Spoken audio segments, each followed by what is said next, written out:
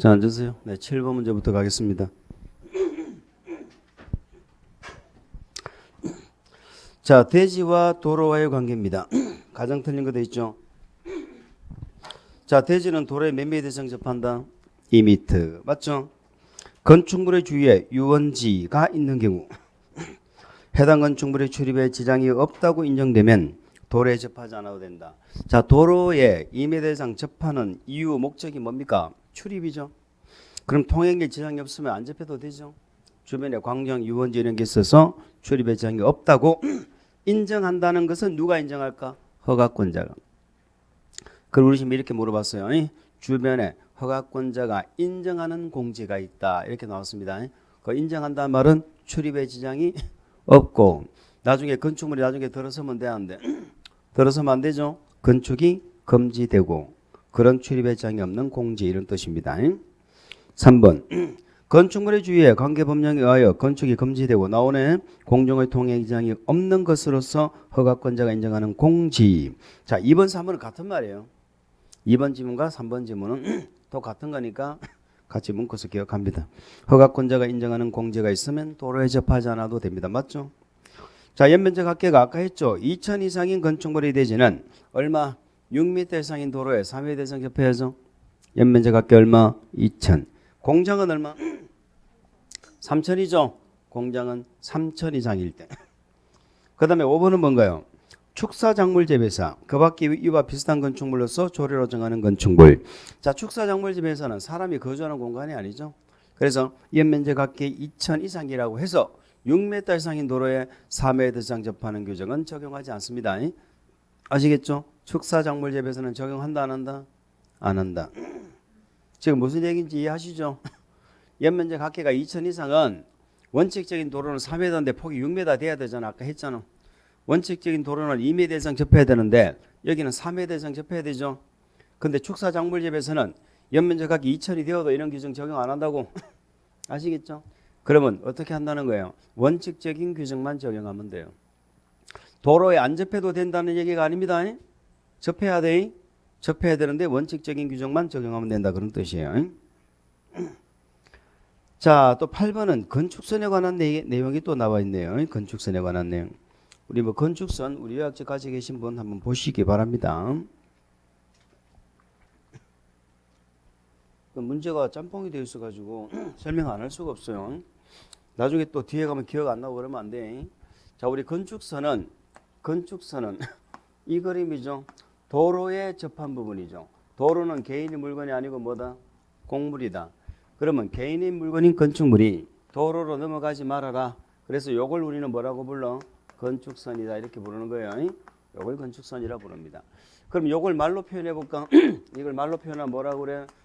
대지와 도로의 경계선이다 이렇게 하죠. 대지와 도로의 경계선이다. 자, 그런데 건축선이 대지 안으로 이렇게 뭐한다? 후퇴를 해서 물러 들어오죠. 그럼 이 경우를 우리는 공부하는 건데 그 경우가 몇 가지가 있었어? 세 가지가 있다. 항상 제목을 먼저 잡아야 돼. 첫 번째는 왜 대지 안으로 건축선이 후퇴를 했어요?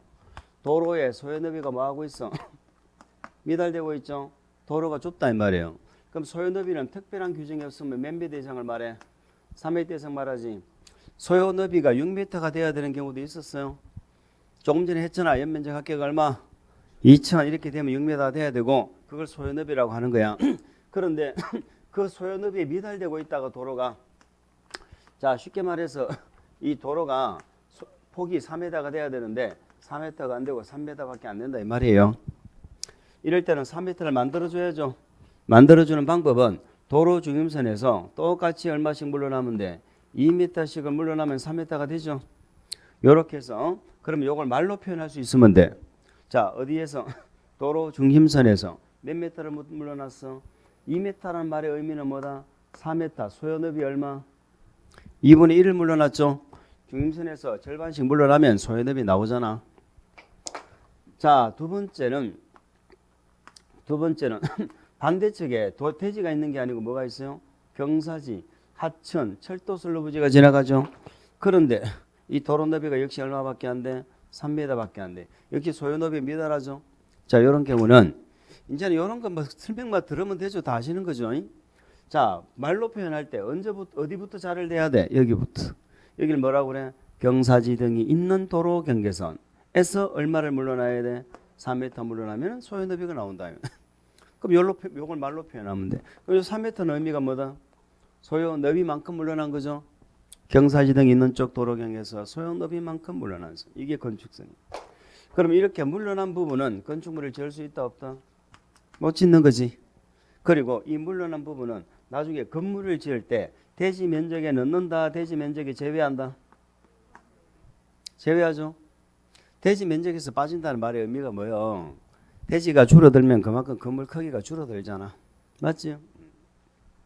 그래서 우리 시험은 두 가지 방향으로 나와. 이 노란 건축선을 말로 표현하는 거 하나, 응? 두 번째는 이렇게 그림을 주고 대지 면적 구하는 거 하나. 대지 면적 구할 때는 요거 빼고 하면 되잖아. 자, 두 번째는 도로 모퉁이 부분입니다. 도로 모퉁이 부분이에요. 이걸 우리는 뭐라고 그래? 가각전제한다 그러죠. 가각전제한다. 자, 도로 모퉁이. 우리나라는 차들이 오른쪽 길로 다니죠. 자, 도로 모퉁이에 대지가 있는데 차가 다니다 보면 모퉁이에 걸리겠죠.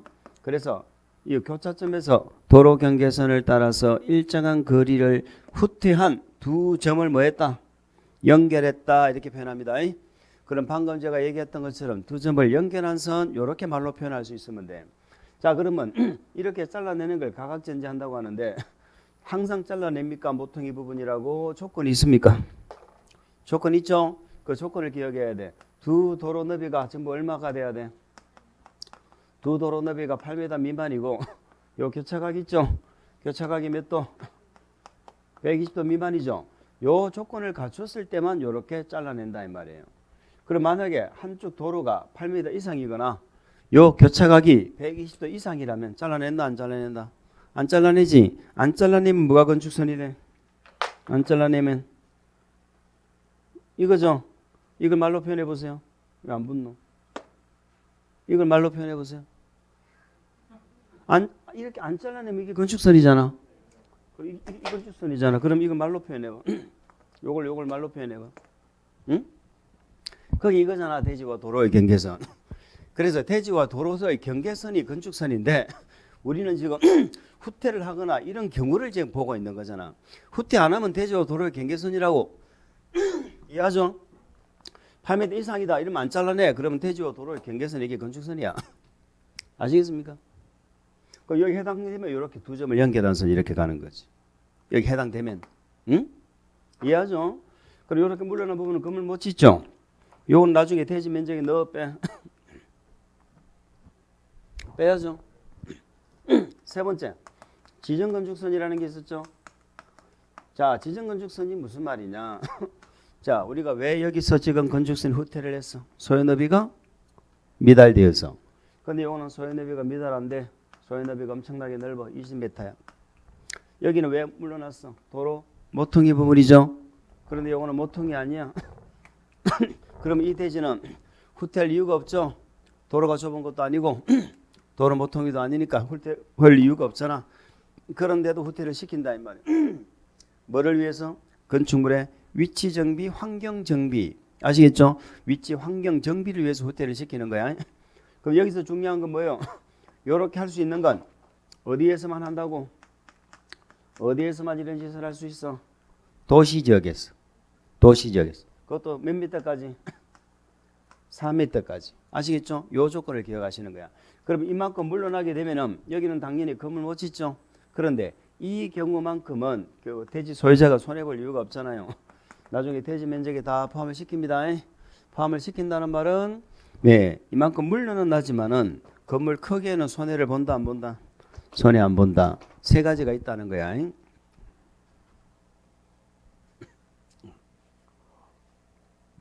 이게 낯설면 안 되는데 이게 신기해서 막 쳐다보고 이러면 안 되는데.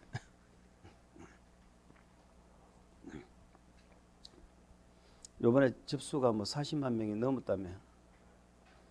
참 진짜 이 뭐 하는 짓인지 모르겠다. 그만큼 할 게 없다는 거잖아요. 근데 또 정부에서는 무슨 뭐 상대평가를 하느니 합격자를 제한하느니 생 난리를 치고 그죠. 국민의 한 가닥 희망까지 마저 끊겠다는 거지. 뭐 하는 짓인지 모르겠어요. 올해 꼭 학교 가세요. 우리가 학교 가고 나면 또 생각이 바뀝니다. 아 그래 줄여야 돼.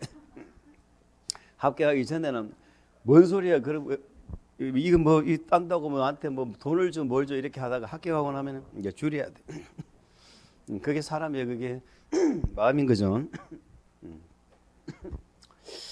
그렇습니다. 그렇게 보겠습니다. 문제를 그는 이렇게 건축선이 어쨌든 대지와 도로의 경계선이든 후퇴를 했던 간에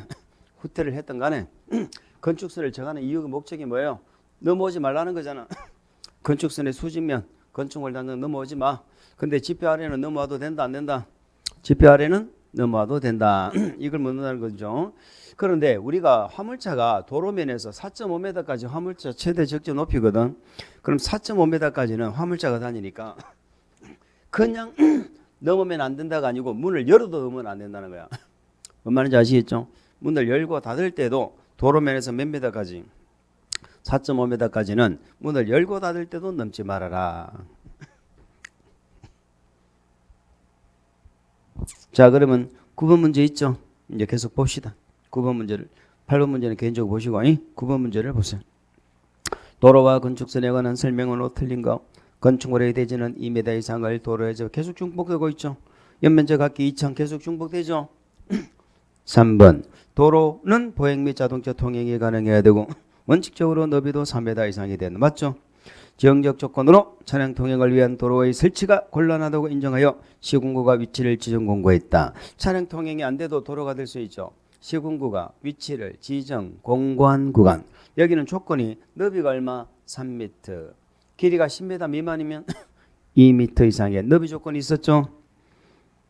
맞네. 건축선은 원칙적으로 대지와 도로의 중심선이다. 무슨 소리요? 무슨 소리인지 모르겠죠. 대지와 도로의 뭐? 경계선. 자 밑에 유사 문제는 우리 시험에서 출제됐던 부분인데 결국은 뭘 묻는 거다? 대지 면적 구하는 거. 그림을 보니까 도로가 3m밖에 안 되죠. 3m 만들어줘야 되잖아. 3m 만들어줘야 되는데 양측에 대지가 있으면 둘이 같이 손해보면 되는데 맞죠?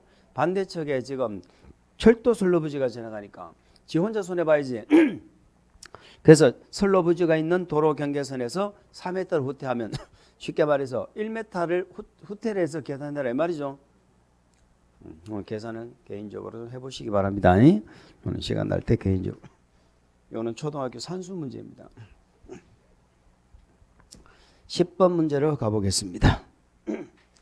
건축선에 관한 설명 중 틀린 것으로 짝지어진 것은 도로와 접한 부분에 있어서 건축물을 건축할 수 있는 선. 이게 건축선이죠.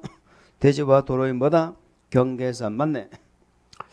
소요 너비에 못 미치는 도로 양쪽에 대지가 있을 때. 자 우리 실제 여기 시험에 나오면 양측에 대지가 있을 때라는 말을 안 써줍니다. 그냥 소요 너비가 미달된다 이렇게 나와요. 그럼 양쪽에 뭐가 있는 거야? 대지가 있는 거예요. 아시겠죠? 그럼 양쪽에 대지가 없을 때는 반드시 반대쪽에 경사이등이 있다고 말을 해줍니다. 그때는 경사이등 있는 쪽에서 계산하면 되겠죠.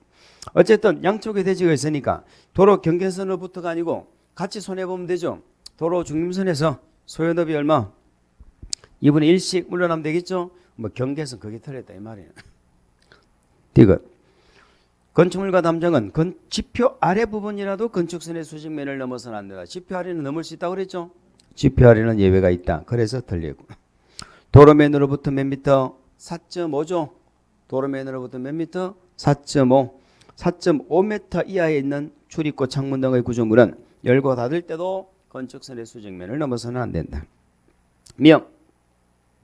그래서 리얼은 맞죠. 소요너비에 못 미치는 도로의 반대쪽에 경사지 하천 등이 있다. 요렇게 나오면 경사지 등이 있는 거죠 지금. 그때는 어떻게 한다? 경사지 등이 있는 쪽 도로 경계선에서 맞죠? 얼마만큼 물러나야 돼? 소요 너비만큼. 무슨 말 이해하죠? 소요너비 2분의 1 물러나면은 말이 되겠어. 그 도로 절반밖에 안 되는데 경사지 있는 쪽에 소요너비만큼 물러나야지. 그래서 틀렸다는 겁니다. 그래서 뭐가 맞아? 미연, 디귿, 미연이 틀렸단 말이죠. 자, 11번 문제는 또 뭡니까? 우리 허가 대상 건축물은 허가 대상 건축물을 건축 허가를 받았죠. 건축 허가를 받으면 자, 공사를 하다가 중단할 수 있죠. 중단하고 장기간 방치하면 미관이 좋아요, 안 좋아? 미관이 안 좋죠. 안전에 문제가 생기죠. 안전관리에. 그래서 첫 번째, 허가받은 건축주는 미관 개선, 안전관리 등의 조치를 할 뭐가 있다? 의무가 있다. 아시겠죠? 조치를 할 의무가 있다. 그냥 제 얘기 잘 들으면 돼. 조치할 의무가 있죠. 그것부터 알아야 돼. 의무가 있다. 있는데 그 의무를 이행하지 않을까 봐서 못 믿으니까 뭘 예치해? 돈을 예치하라는 거잖아요.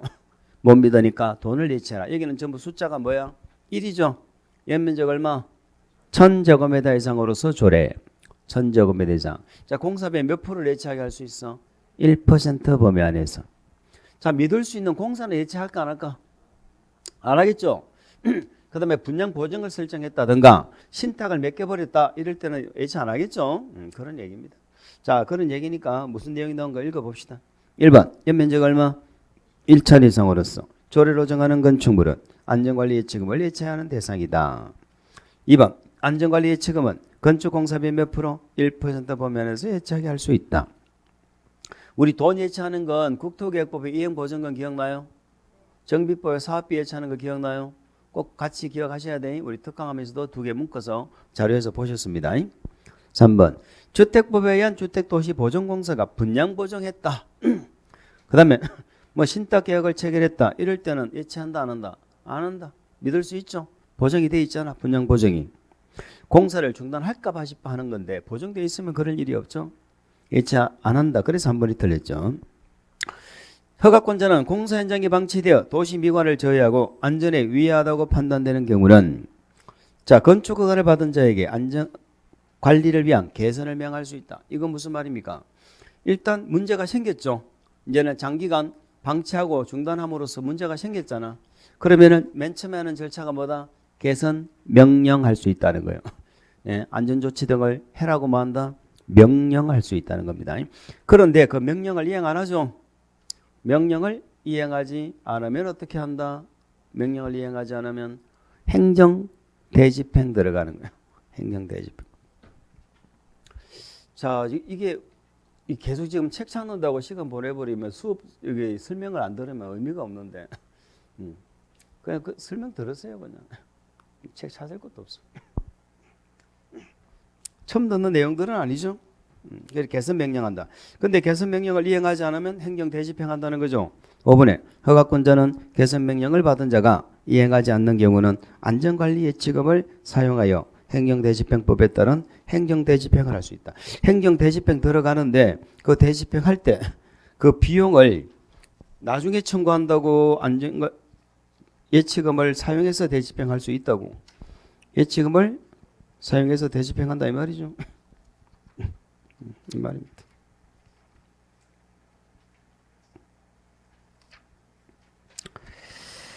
자, 됐습니다. 그렇게 뭐 어쩔 수 없다. 자, 12번 문제로 넘어갑시다. 옥상에 대한 설명 중 옳지 않은 옥상입니다. 건축물의 옥상에 조경을 하는 경우는 아까 얼마를 조경 면적으로 인정했더라? 3분의 2입니다. 3분의 2에 해당하는 면적을 조경 면적으로 할 수 있다. 옥상 광장에 출입할 수 있는 노대가 있다면 노대나 광장은 난간을 만들어야죠. 난간을 얼마 만들어? 1.2m 이상의 난간을 만들어야 됩니다. 자, 11층 이상의 층의 바닥 면적 합계가 1만 제곱미터. 이것도 전부 숫자가 1이네. 11층 이상의 층의 바닥 면적 합계가 얼마? 1만 이상인 15층 업무시설인 건축물의 옥상에는 헬리포트를 설치하거나 일정한 공간을 확보하여야 한다라고 되어져 있습니다. 자, 우리가 한번 요거는 많이 들어보셨죠? 아까도 잠시 언급을 했죠. 자, 11층 이상의 건축물인데 11층 이상의 건축물인데 여기까지가 10층이고 이제 11층부터 해서 11층 이상인 층의 바닥 면적 합계가 얼마예요? 1만이죠. 1만 제곱미터 이상이다. 자, 요런 건물에는 옥상 부분이 만약에 뭐라면 평지붕이라면 헬리포트를 만들어도 되고 아니면 헬리콥터가 앉기 곤란하면 헬리콥터는 위에 떠 있고 동아줄을 내려준다고 그랬죠. 헬리콥터를 통하여 인명을 구조할 수 있는 공간. 그게 바로 우리 지금 문제의 일정한 공간이 그 말이에요. 헬리콥터를 통하여 인명을 뭐한다? 구조할 수 있는 공간을 확보하라는 겁니다. 그럼 반드시 헬리콥터를 설치해라 그러면 틀리는 거예요. 반드시 헬리콥터를 설치할 필요는 없어. 공간을 확보하면 돼. 그런데 그런 공간이든 뭐든 평지붕 일대만 가능하지. 평지붕 일대만. 만약에 경사지붕 같으면 이런 걸 못 만들죠. 그때는 경사지붕 아래에다가 뭘 만들어라고? 대피 공간을 만들어라 이 말이에요. 아시겠죠? 그럼 경사지붕 아래 대피 공간 만들면 그 부분은 나중에 용적률 계산할 때 연면적에 넣는다 뺀다? 뺀다 그랬죠? 뺀다 이런 얘기입니다. 4번 옥상에 설치하는 물탱크 냉각탑 설치를 위한 구조물은 바닥 면적에 산입하지 않는다. 또 바닥 면적이 나왔는데 뒤에 또 바닥 면적 문제가 뭐 있겠죠? 자, 바닥 면적은 뒤에 가서 제가 뭐 문제가 나오면 설명을 드리도록 하는데 일단 여기서는 이렇게 기억하고 가세요. 바닥 면적은 내가 모르는 말이다. 이건 넌 바닥에 넣어야 돼, 빼야 돼. 모른다 그러면 일단 어떻게 한다? 뺀다.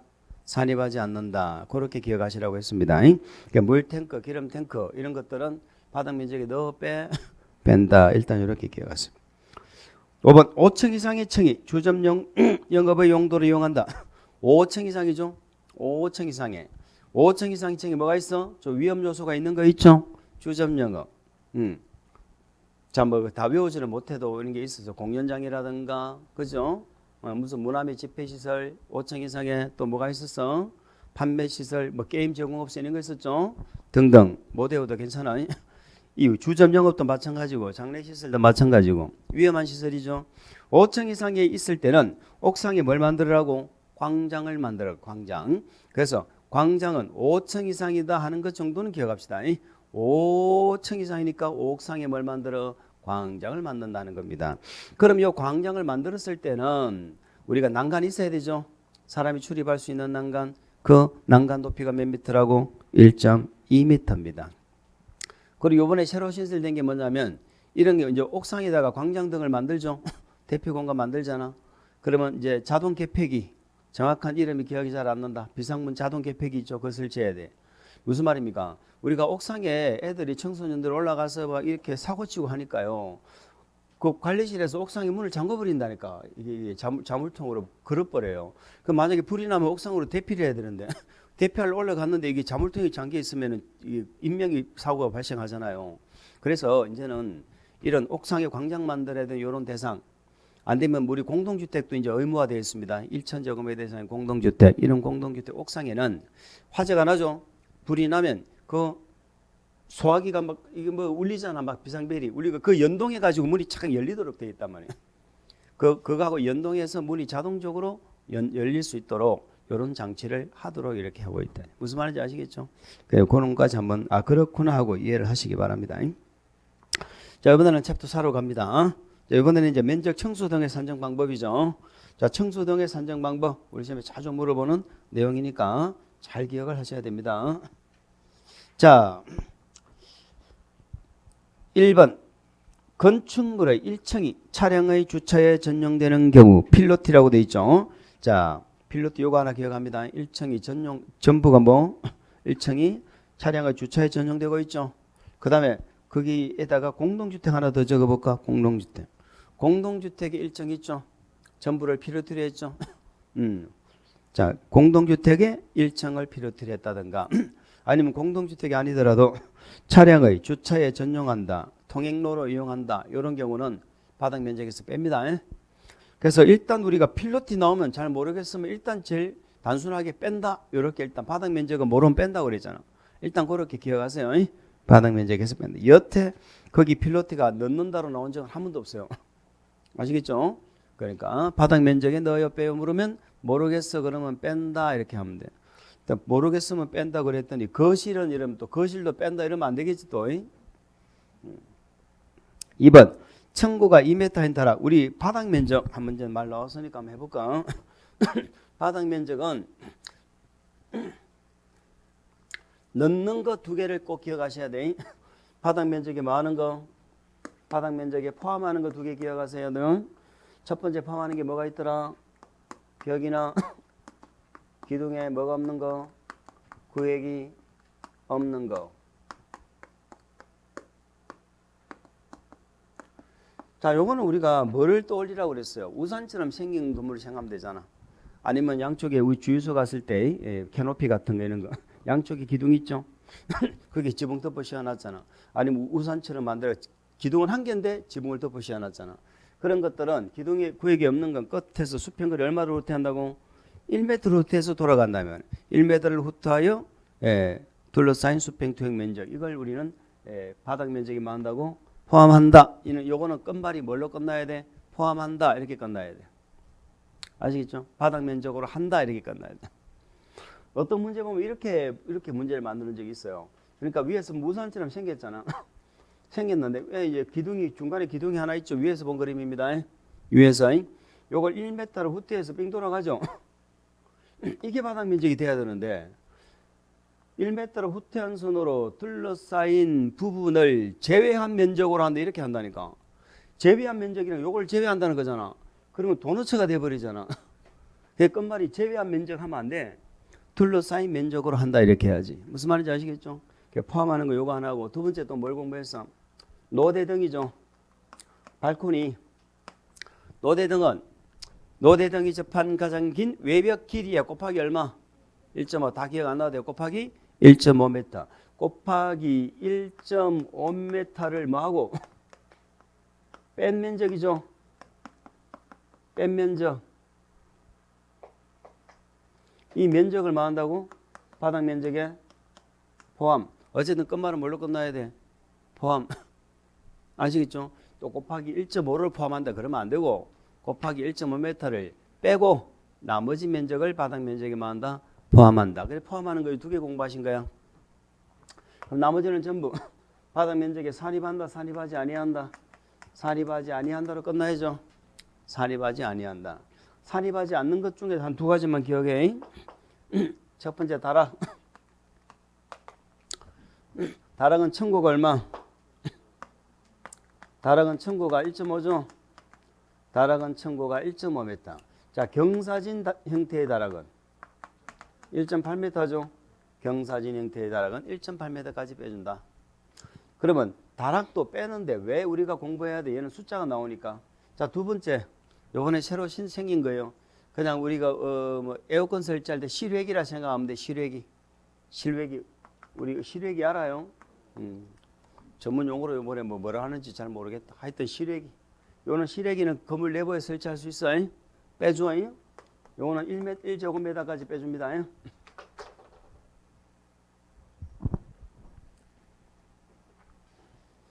그러면 요 두 개 빼고 나머지는 바닥 면적에 산입한다, 산입하지 않는다 이렇게 표현해 놓으면 무조건 하지 않는다 이렇게 가요. 물론 이게 있어요. 여태 우리 시험에 물어보진 않았는데 이게 건축물 지상층에 있을 때 빼주느냐 지하나 옥상이나 옥 외에 있을 때 빼주느냐 여기 구분이 되기는 해요. 그러면 이제 이렇게만 기억합시다. 지하나 옥상이나 옥 외, 즉 지상층에 있을 때 빼는 게 아니고 지하에 있거나 옥상에 있거나 이럴 때만 빼주는 거 있어. 그건 탱크로 생각하면 돼. 탱크.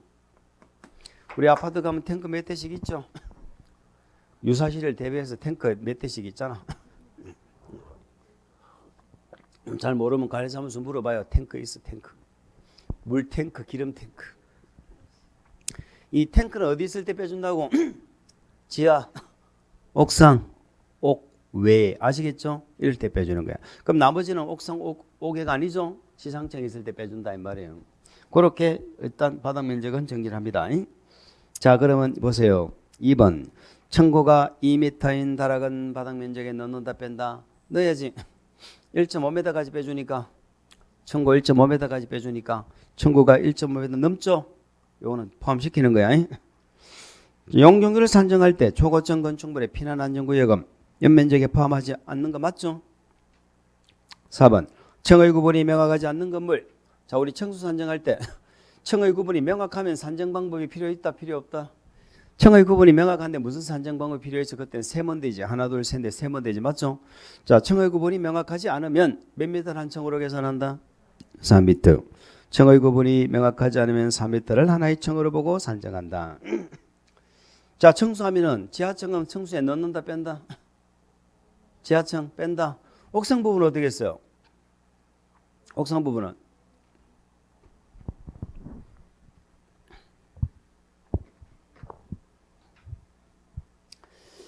자, 우리가 건축물의 높이를 산정하거나 층수를 산정할 때, 층수 산정할 때 지하층은 무조건 뺍니다. 지하층은 층수에 안 들어가요.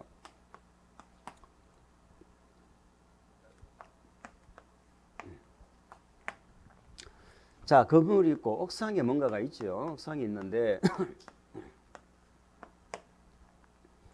이걸 높이부터 먼저 생각합시다. 나중에 또 높이는 지표에서 어디까지를 높이라고 하는 상단까지 높이죠. 요 높이를 재니까 20m야. 그럼 옥상 부분 있죠. 요거를 높이를 넣을 거냐 뺄 거냐를 결정해야 되거든. 이거는 뭐와 뭐를 비교해? 이 건물의 건축 면적 있죠. 건축 면적하고 뭐하고 옥상 부분 면적 있죠. 요걸 비교하는 거야. 그렇게 해서 이 면적이 이 건축 면적이 얼마? 8분의 1 이하는 빼죠. 8분의 1 이하. 근데 이 건물이 만약에 무슨 건물이라면 주택법으로 지어진 80호 이하의 무슨 주택? 공동주택이죠. 공동주택이라면 얼마까지 빼줘? 6분의 1까지 빼줍니다. 그래서 높이를 구하라, 층수를 구하라는 말이 나왔을 때 옥상 부분이 있으면 일단 85 이하의 공동주택이면 6분의 1까지 빼고 얘가 아니면 얼마까지 빼줘? 8분의 1 이하까지 빼준다. 요거부터 문제 기억하셔야 돼. 자, 그러면 8분의 1 이하면은 빼는데 문제는 너무 높아. 몇 미터가 넘어?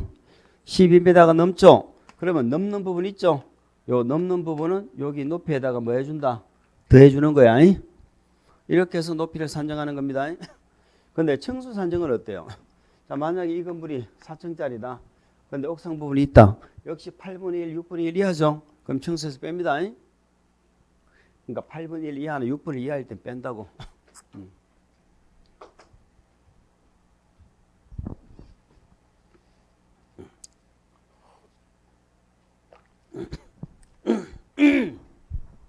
자, 그럼 옥상 부분이 이렇게 하고 지하층은 층수에 무조건 뭐 한다고? 빼고 그죠? 그리고 이렇게 층의 구분이 명확하지 않으면 어떻게 한다고? 4m를 하나의 층으로 계산하고. 근데 보는 부분에 따라 층수가 다를 수가 있잖아. 이쪽에서 보면은 3층인데 저쪽에서 보면 4층짜리 건물이다. 그럼 가장 많은 층수죠? 가장 많은 층수. 이렇게 되는 거예요. 층수 산정 방법은 간단합니다. 5번 질문은 어때요? 주택의 발코니 바닥은 전체가 바닥 면적에 산입된다. 아까 바닥 면적이 어떻게 했어? 발코니는 곱하기 1.5를 빼고, 그죠? 곱하기 1.5m 빼고 나머지를 포함시킨다고 그랬죠? 전체가 바닥 면적에 들어가는 거 아니다 이 말이에요. 자, 실전 문제로 넘어갑니다. 자, 실전 문제 넘어가니까 거기에 뭐 구조 안전이 나와요. 자주 출제되는 부분은 아닙니다. 뭐 가끔 출제가 되죠. 이제 지진이 한 번씩 오고 한 번씩 난리가 나면은 한 번씩 물어보기도 하는데, 자, 몇 가지만 기억하겠습니다. 우리는 허가 대상은 이제는 구조 안전을 해야 돼요. 구조 안전 확인을 해야 돼. 국토부령이 정하는 바에 따라 구조 안전 확인을 해야 됩니다. 누가 하는 거야? 설계자가. 누가 한다고? 설계자가 구조 안전 확인을 합니다. 자, 그렇게 해서 나중에 착공 신고할 때 착공 신고하죠. 착공 신고 시 허가권자에게 제출해야 돼.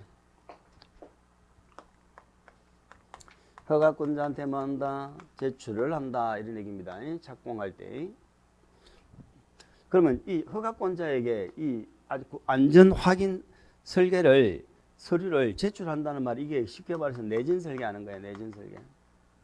내진 설계 대상이야. 지진이 왔을 때 견딜 수 있는 게 내진이죠. 내진 설계 대상이 된다. 자, 거기 몇 가지만 우리가 좀 기억해 주세요. 숫자 나오는 거 몇 가지를 우리 시험에서 물어봐. 자, 몇 층 이상일 때? 자, 우리가 이제 포항하고 저번에 경주하고 저번에 지진 왔죠. 지진 오고 나서 대폭 강화된 거야. 이제는 2층 이상인 건물은 무조건 내진 설계해야 돼. 여기는 한 개에만 해당이 되어도 해야 됩니다. 한 개에만 해당이 되어도 해야 돼. 다 해당되는 거 아니야. 그럼 2층 이상은 무조건 내진 설계하는 거야. 연면적은 얼마 이상이면 200제곱미터죠. 연면적은 200제곱미터 이상일 때 합니다. 연면적은 200 이상. 우리는 목 구조가 지진에 강해요? 콘크리트가 강해요? 목 구조가 강하죠. 그래서 만약에 목 구조다 그러면은 3층 이상부터 하면 됩니다. 목 구조는 3층. 목 구조는 연면적이 얼마? 500이죠. 연면적이 500제곱미터 이상일 때 하면 됩니다. 자, 그래서 2층 이상이거나 그 연면적 200 이상이라는 말은 몇 층짜리 건물을 말하는 거다.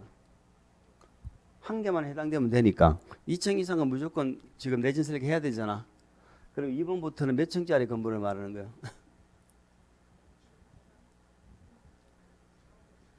여기 한 개만 해당돼도 내진 설계 해야 되거든. 2층 이상은 다 해야 되거든. 그럼 2번부터는 몇 층짜리 건물이야? 1층이죠. 2층이면 다 해야 된다니까. 이런 거 연면적 필요 없어. 2층이면 무조건 다 해야 되잖아. 그럼 밑에부터 2층이 아니어도 이런 뜻이야. 2층이 아닌데도 연면적 200 이상은 해야 돼. 목고주는 3층 이상은 해야 돼. 근데 목고주는 3층이 안 되더라도 2층짜리 건물만 되더라도 연면적이 얼마? 500 이상은 해야 된다 이 말이야. 그래서 2,200인데 여기는 목고주는 얼마라고? 3,500이죠. 3,500. 그래 우리가 예전에 우리가 이 삐삐를 갖고 다니던 시절이 있었잖아. 삐삐 세대들 있지요. 삐삐 세대들 많이 했잖아. 3호. 3호가 뭐예요? 예전에는 사랑한다는 말을 사모한다라고 했어. 그래서 사모한다는 뜻이야. 3호. 우리는 목고주를 사모해, 콘크리트를 사모해. 목고주를 사모한다고 해. 사모야. 자, 그러면 건축물의 높이 있죠. 건축물의 높이는 몇 미터 이상? 13m죠. 건축물의 높이가 얼마? 13m 이상일 때. 자, 처마 높이는 몇 미터? 처마 높이는 9m 이상이죠. 처마 밑에 구렁이 다닌다고 그랬잖아. 처마 밑에 구렁이. 그래서 건축물의 높이는 얼마? 13m. 처마 높이는 9m.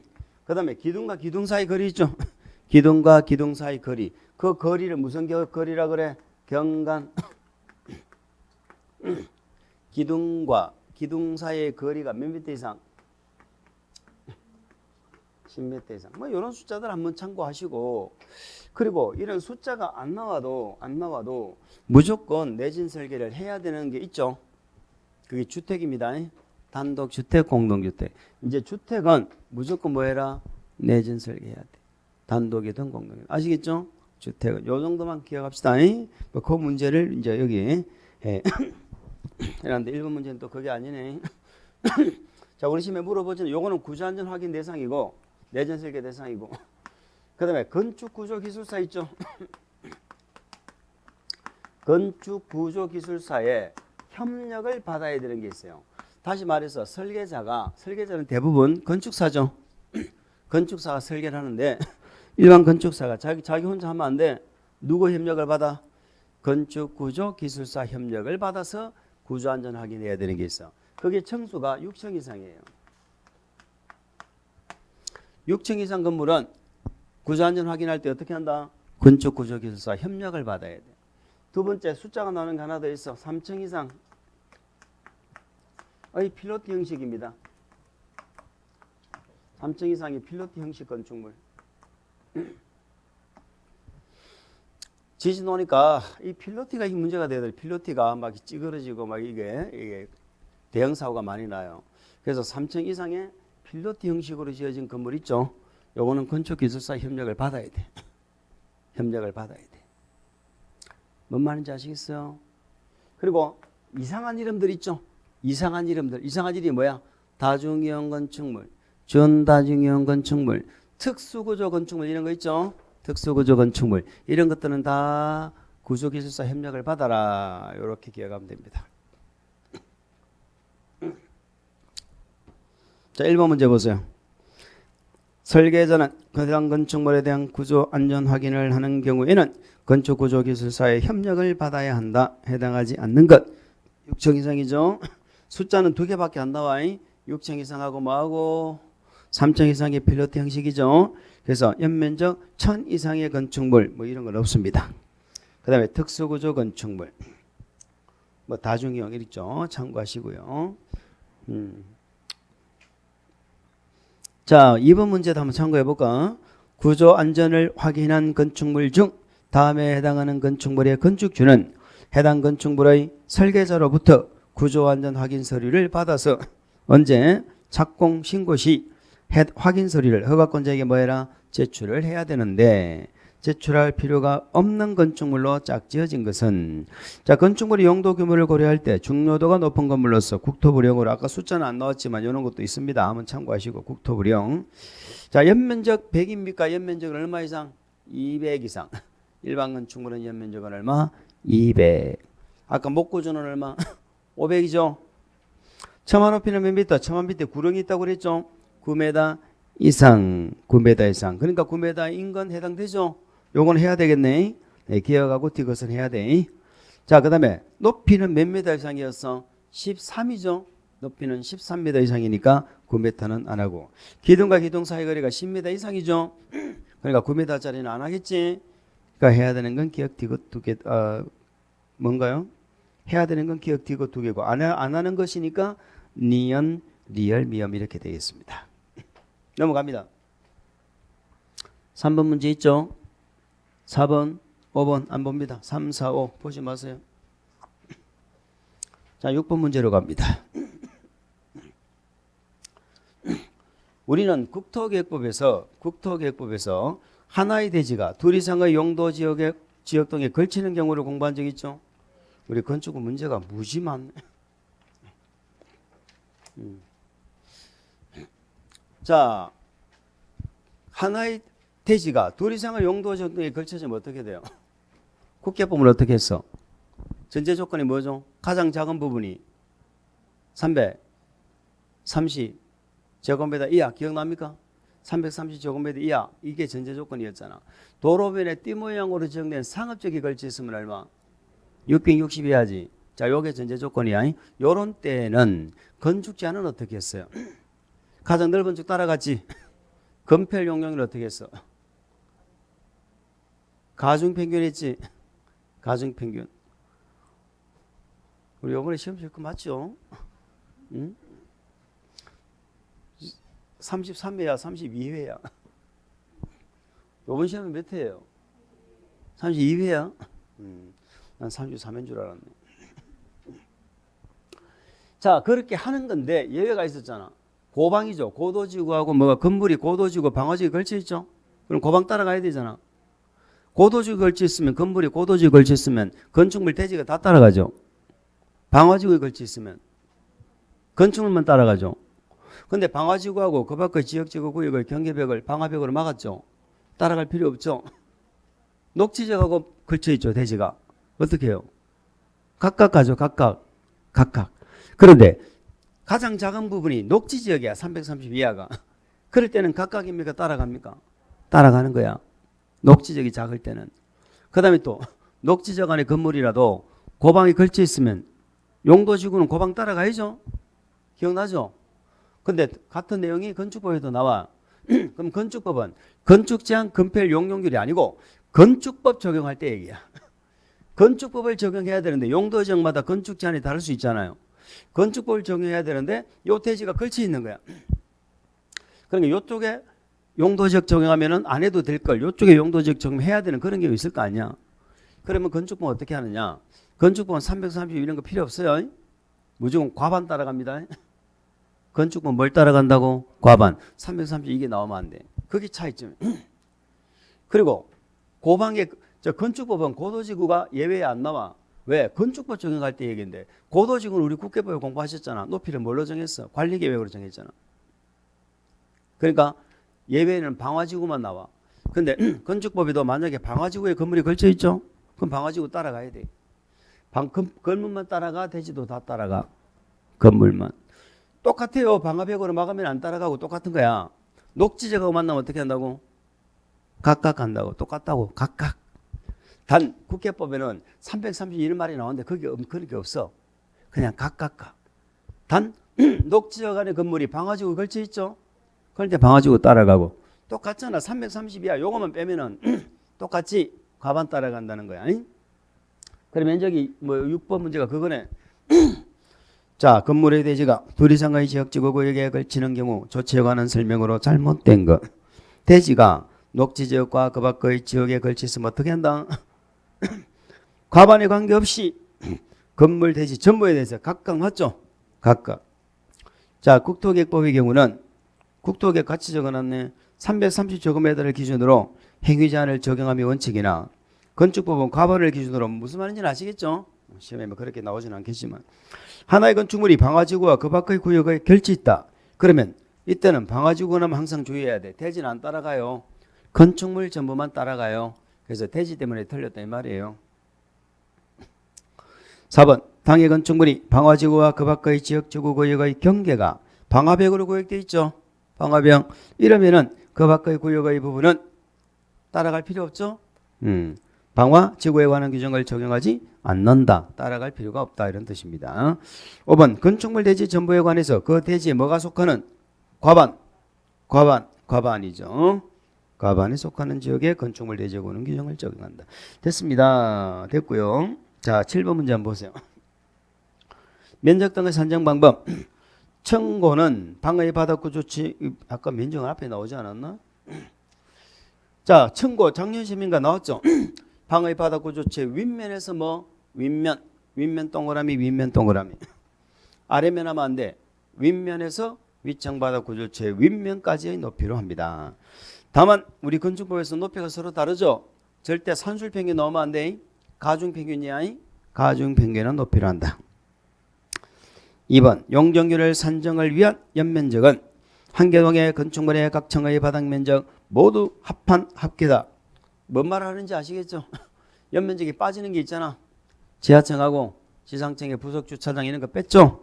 모두 합한 게 아니다는 뜻이고. 3번 공동주택의 지상층에 설치한 기계실, 전기실, 어린놀이터, 조경시설. 아까 탱크 빼고는 지상층에 있을 때 빼는 거야. 이런 것들은 바닥면적에 산입한다 하지 않는다? 하지 않는다. 바닥면적 문제가 나오면 모르면 그냥 산입하지 않는다로 가라니까. 4번 바닥면적을 산정하는 경우 벽기둥 구획이 없는 거. 벽기둥 구획이 없는 건 요거는 포함하는 거죠. 요거는 포함하는 거 두 개 공부하셨잖아. 얘하고 발코니하고. 얘는 어떻게 했어요? 지붕 끝부분으로부터 수평거리 얼마? 1m를 후퇴한 선으로 둘러싸인 수평투영 면적 맞죠? 그러니까 이건 포함하는 거잖아. 5번 대지에 도시공계획시설인 도로공원 등이 있다. 우리 시험에 뭐 대지 면적은 우리 시험에 안 물어봤는데 자, 우리 공법에 면적은 다 수평투영 면적이죠. 수평투영 면적이죠. 그러면 내가 대지가 한 10,000평 정도가 있어요. 10,000평 정도. 그럼 그 대지 아래 온갖 게 있을 거 아니야. 뭐도 있어. 늪지대도 있을 수 있고 암석지도 있을 수 있고.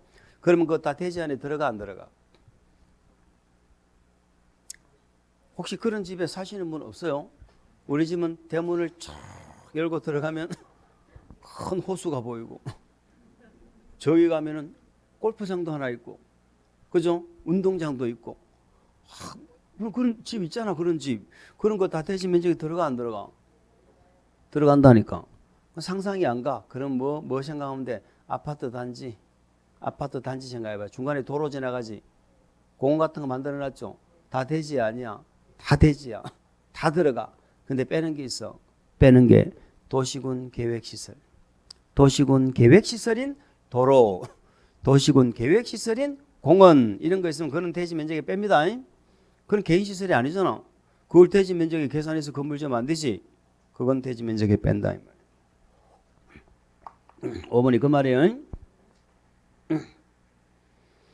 자, 8번 문제는 개인적으로 해결하세요. 8번 문제 개인적으로 해결하고 뭐 9번 문제 청소 산정하는 것도 다 했죠.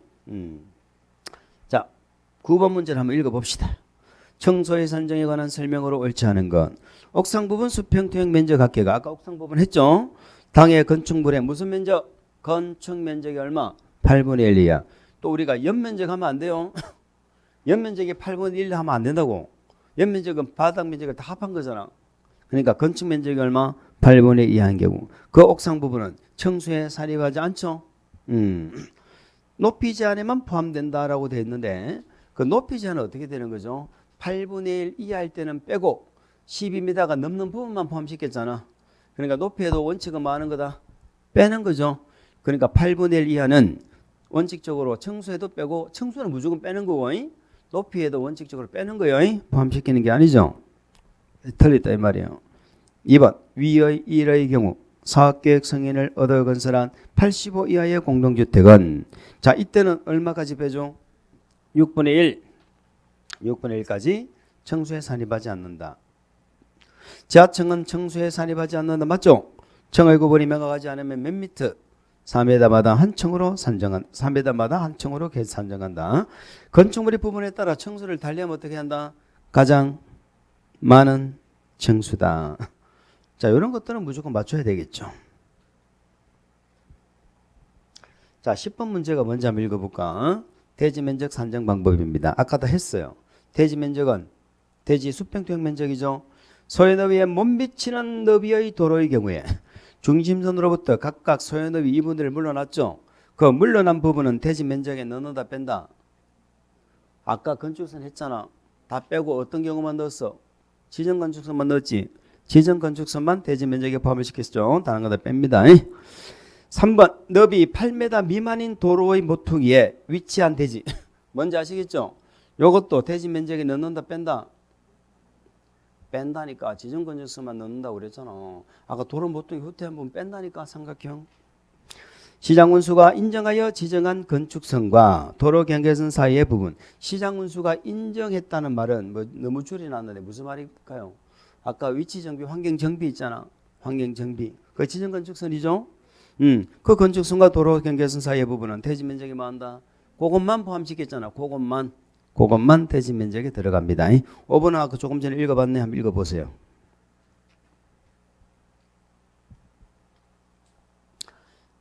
자, 뭐 11번 문제도 면적 산정하는 거고 똑같아요. 그렇게 한번 보시면 됩니다. 자, 12번 문제는 우리 기출문제 한번 이런 형태를 물어본 적이 있어서 뭐 만들어 놨는데 문제가 뭔지 한번 읽어봅시다. 다음과 같이 대지 면적 1000제곱미터인 토지에 지하 2층, 지상 4층의 건물이 있다. 이 토지에 적용되는 최대 용적률이 300%라고 하면 현 상태에서 지상으로 증축 가능한 최대 연면적은 얼마인가? 이렇게 물었죠. 자, 증축 가능한 면적이 얼마냐? 이 말은 원칙은 얼마를 지을 수 있는가를 알아야 되겠죠. 그러면 현재 얼마가 지어져 있는가만 알면 되겠죠. 대지 면적이 1000이고 용적률이 300%면 연면적이 바로 나오죠. 연면적은 얼마까지 지을 수 있어? 대지가 1000제곱미터고 용적률이 300%면 연면적 얼마까지 할 수 있어? 어? 아니 건폐율 몇 프로, 용적률 몇 프로 말이 나오잖아. 항상 대지가 있잖아. 대지에 몇 프로까지 짓는다는 말이야. 그럼 대지가 1000이잖아. 용적률이 300%잖아. 그럼 대지 면적에 300%를 짓는다는 말이지. 뭐를 300%까지 지어? 용적률 하면 뭐야? 연면적. 건폐율 하면 건축면적. 이렇게 연결시키라고. 아시겠죠? 연면적 하면 용적률. 건축면적 하면 이렇게 연결돼야 돼. 그럼 대지 면적이 1000이고 용적률이 300%면 대지 면적에 3배까지 연면적을 짓는다 이런 말이잖아. 그죠? 그러니까 얼마까지 지을 수 있어? 3000까지 지을 3000제곱미터. 그죠? 3000제곱미터 지을 수 있잖아. 그럼 현재 얼마를 지었는가를 찾아야 되잖아. 그럼 용적률 계산할 때 연면적은 지하층 넣어 빼야지. 지상층의 부속 주차장도 빼야죠. 그러면 지하층은 볼 거 없고 지상층에도 1, 2층이 다 주차장이지. 그러면 주거용으로 쓰는 건 3층, 4층밖에 없네. 그러니까 1000제곱미터밖에 안 들어가 있네. 그럼 2000제곱미터를 더 지을 수 있다 이 말이잖아. 아시겠죠? 자, 13번, 14번 안 보겠습니다. 보지 마세요. 우리가 13번은 건축법 57조 1항입니다. 13번은 한번 우리 최근에 물어본 적 없죠. 한번 봅시다. 그 해설을 보세요. 자, 우리 건축물이 있는 대지죠. 있는 대지는 일정 면적에 못 미치게 분할 못하죠. 분할 못한다. 주거지역은 얼마? 60. 상업공업은 150. 녹지는 200. 갈수록 커지죠. 60, 150, 150, 200. 자, 기타 지역은 얼마예요? 가장 강한 지역 60이죠. 그래서 그 이상에서 뭘로 정해? 조례. 건축 조례로 정하는 면적에 못 미치게 분할하지 말아라. 이게 뭐다? 건축법 57조 1항입니다. 전에는 이 수치 자체를 조례의 기준이 되는 수치 자체를 우리 시험에 물어본 적이 있었어요. 그래서 그 수치 정도 한번 참고하시고 14번은 건축법 57조 2항인데 안 보셔도 됩니다. 자, 그 다음에 15번 문제도 청수 다 앞에서 다 공부하신 거니까 개인적으로 한번 풀어보시고 우리는 뭘 하나 보느냐. 예, 유사 문제를 보실게요. 유사 문제를 봅시다. 아까 했죠. 지역 지구의 건축물에 관한 설명으로 옳은 것은 하나의 건축물이 방화벽으로 벽을 경계로 방화지구와 그 밖의 구역에 속하는 부분으로 구획되는 경우 방화지구에 건물이 걸쳐 있어도 방화벽으로 구획되면 안 따라가죠. 안 따라가잖아. 건축물 정보에 대해서 방화지구 안의 건축물에 관한 건축법 규정을 적용한다. 따라갈 필요 없죠? 틀렸고 하나의 건축물이 방화지구와 그 밖의 구역에 걸치는 경우 그 전부는 뭐다? 건물이죠. 건축물 전부에 관해서 방화지구 안에 관한 건축법 규정을 적용한다. 그게 맞죠? 방화지구에 걸쳐 있으면 건물 전부가 따라가잖아. 대지가 녹지지역과 관리지역에 걸치면서 녹지지역 안에 건물이 취락지구에 걸치는 경우 건축물과 대지 전부에 관해서 취락지구에 관한 건축법을 적용한다. 자, 용도지구 중에 예외는 방화지구밖에 없죠. 국회법은 고방이었잖아. 여기는 고도지구 안 나오니까 취락지구 걸쳐 있다고 취락지구 따라가고 이런 거 없어요. 방화지구에 걸쳐 있을 때 방화지구 따라간다 이렇게 해야지. 그래서 요거는 옳지 않습니다. 4번 시장군수는 도시관리를 위하여 필요하면 가로구역별 건축물 높이를 시군조례로 정할 수 있다.